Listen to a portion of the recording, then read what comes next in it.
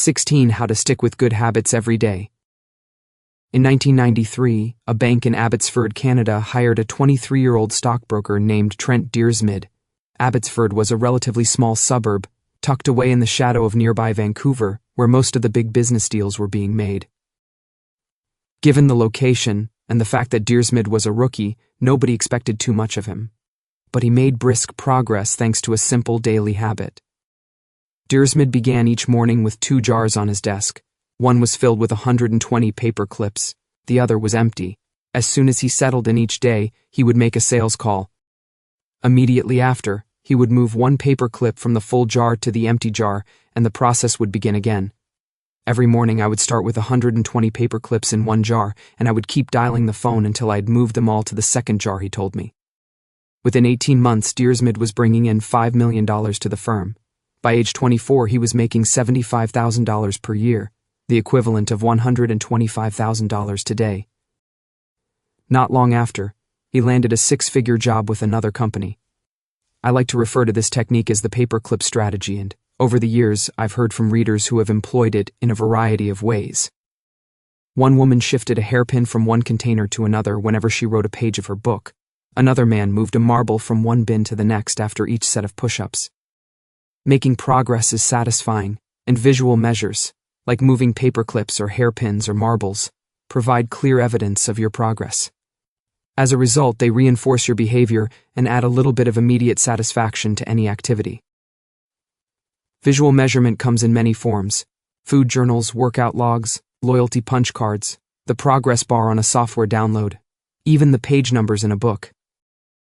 But perhaps the best way to measure your progress is with a habit tracker. How to keep your habits on track.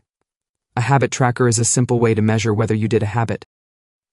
The most basic format is to get a calendar and cross off each day you stick with your routine. For example, if you meditate on Monday, Wednesday, and Friday, each of those dates gets in 10th as time rolls by. The calendar becomes a record of your habit streak. Countless people have tracked their habits, but perhaps the most famous was Benjamin Franklin. Beginning at age 20, Franklin carried a small booklet everywhere he went and used it to track 13 personal virtues. This list included goals like lose no time, be always employed in something useful, and avoid trifling conversation. At the end of each day, Franklin would open his booklet and record his progress. Jerry Seinfeld reportedly uses a habit tracker to stick with his streak of writing jokes. In the documentary Comedian, he explains that his goal is simply to never break the chain of writing jokes every day. In other words, he is not focused on how good or bad a particular joke is or how inspired he feels. He is simply focused on showing up and adding to his streak. Don't break the chain is a powerful mantra. Don't break the chain of sales calls, and you'll build a successful book of business. Don't break the chain of workouts, and you'll get fit faster than you'd expect. Don't break the chain of creating every day, and you will end up with an impressive portfolio. Habit tracking is powerful because it leverages multiple laws of behavior change. It simultaneously makes a behavior obvious, attractive, and satisfying. Let's break down each one. Benefit first. Habit tracking is obvious. Recording your last action creates a trigger that can initiate your next one. Habit tracking naturally builds a series of visual cues like the streak of X's on your calendar or the list of meals in your food log. When you look at the calendar and see your streak, you'll be reminded to act again. Research has shown that people who track their progress on goals like losing weight, quitting smoking, and lowering blood pressure are all more likely to improve than those who don't. One study of more than 1,600 people found that those who kept a daily food log lost twice as much weight as those who did not. The mere act of tracking a behavior can spark the urge to change it. Habit tracking also keeps you honest. Most of us have a distorted view of our own behavior. We think we act better than we do. Measurement offers one way to overcome our blindness to our own behavior and notice what's really going on each day. One glance at the paper clips in the container, and you immediately know how much work you have been putting in. When the evidence is right in front of you, you're less likely to lie to yourself. Benefit second. Habit tracking is attractive. The most effective form of motivation is progress. When we get a signal that we are moving forward, we become more motivated to continue down that path. In this way, Habit tracking can have an addictive effect on motivation. Each small win feeds your desire. This can be particularly powerful on a bad day. When you're feeling down, it's easy to forget about all the progress you have already made. Habit tracking provides visual proof of your hard work, a subtle reminder of how far you've come. Plus, the empty square you see each morning can motivate you to get started because you don't want to lose your progress by breaking the streak. Benefit third, habit tracking is satisfying. This is the most crucial benefit of all. Tracking can become its own form of reward. It is satisfying to cross an item off your to-do list, to complete an entry in your workout log, or to mark an X on the calendar. It feels good to watch your results grow. The size of your investment portfolio, the length of your book manuscript, and, if it feels good, then you're more likely to endure. Habit tracking also helps keep your eye on the ball. You're focused on the process rather than the result. You're not fixated on getting six-pack abs.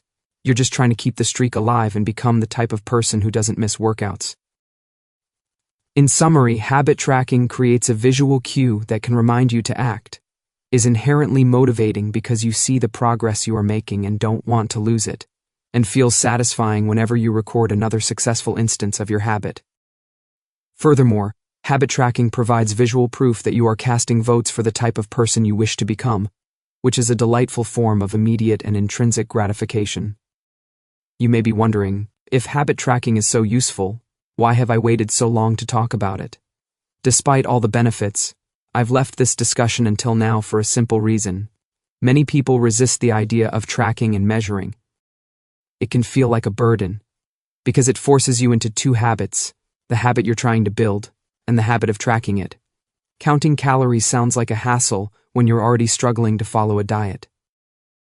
Writing down every sales call seems tedious when you've got work to do.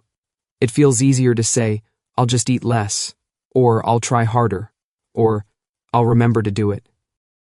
People inevitably tell me things like, I have a decision journal, but I wish I used it more. Or, I recorded my workouts for a week, but then quit. I've been there myself. I once made a food log to track my calories. I managed to do it for one meal and then gave up. Tracking isn't for everyone, and there is no need to measure your entire life. But nearly anyone can benefit from it in some form, even if it's only temporary.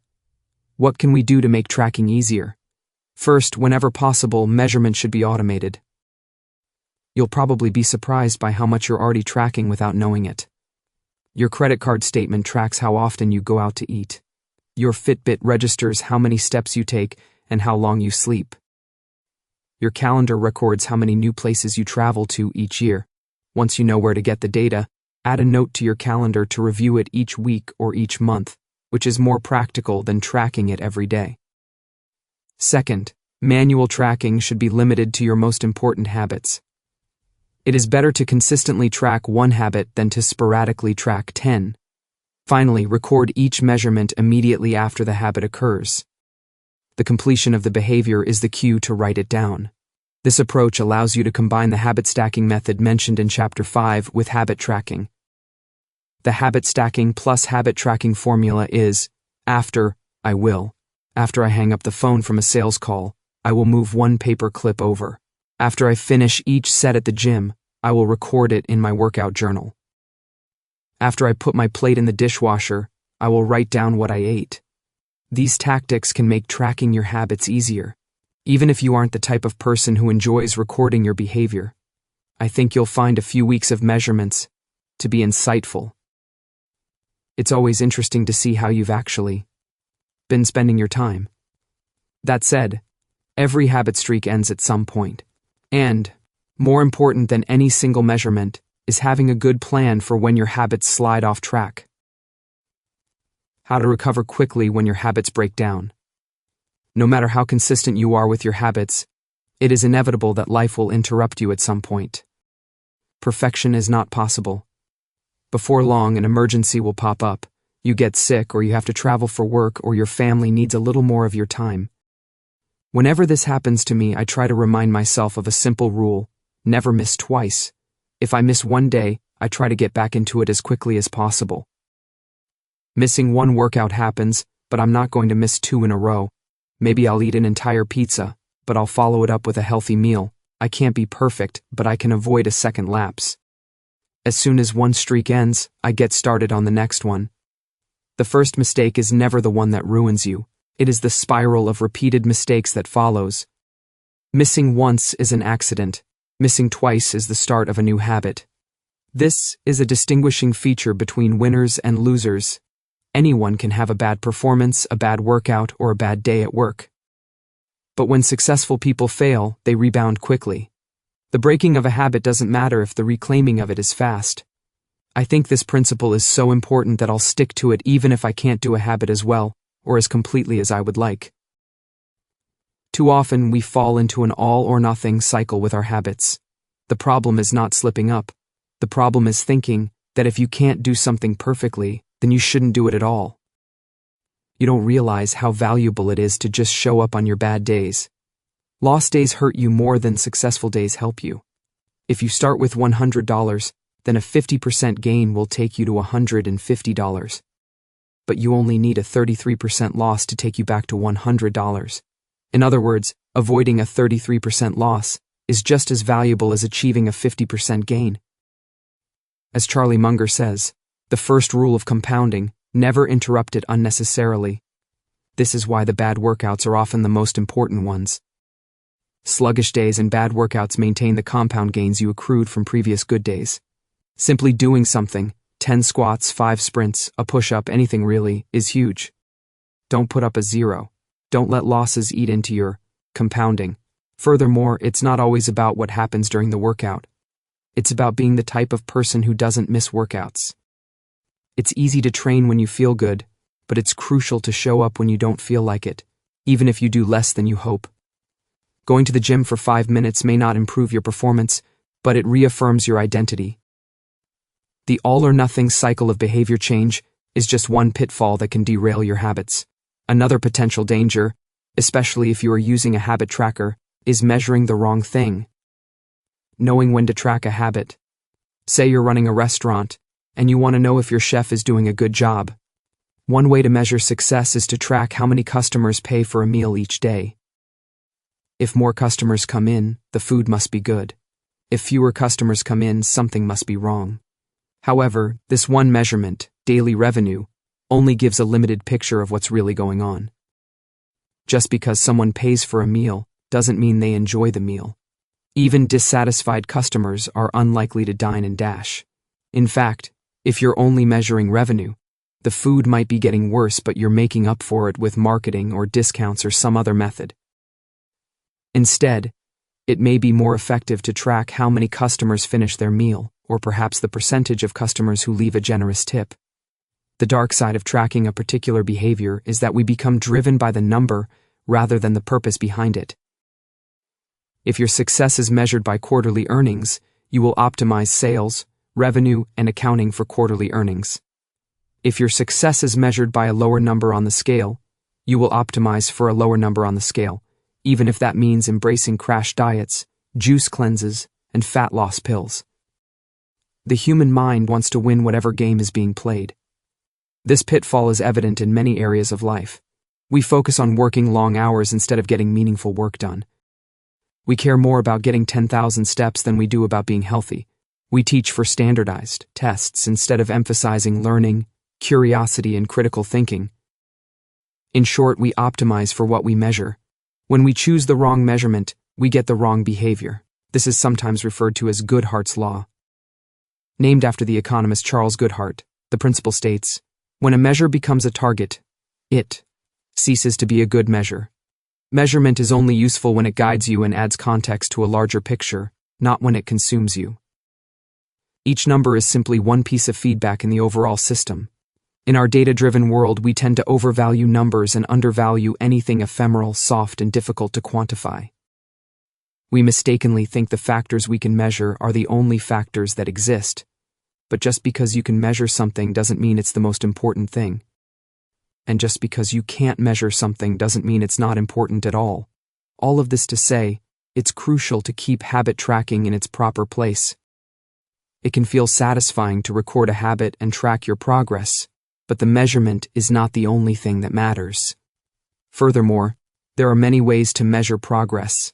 and sometimes it helps to shift your focus to something entirely different. This is why non-scale victories can be effective for weight loss. The number on the scale may be stubborn, so if you focus solely on that number, your motivation will sag. But you may notice that your skin looks better, or you wake up earlier, or your sex drive got a boost.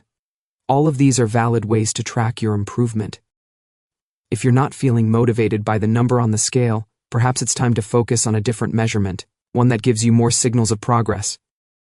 No matter how you measure your improvement, habit tracking offers a simple way to make your habits more satisfying. Each measurement provides a little bit of evidence that you're moving in the right direction, and a brief moment of immediate pleasure for a job well done. Chapter Summary.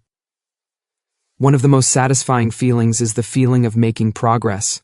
A habit tracker is a simple way to measure whether you did a habit, like marking an X on a calendar. Habit trackers and other visual forms of measurement can make your habits satisfying by providing clear evidence of your progress. Don't break the chain. Try to keep your habit streak alive. Never miss twice. If you miss one day, try to get back on track as quickly as possible.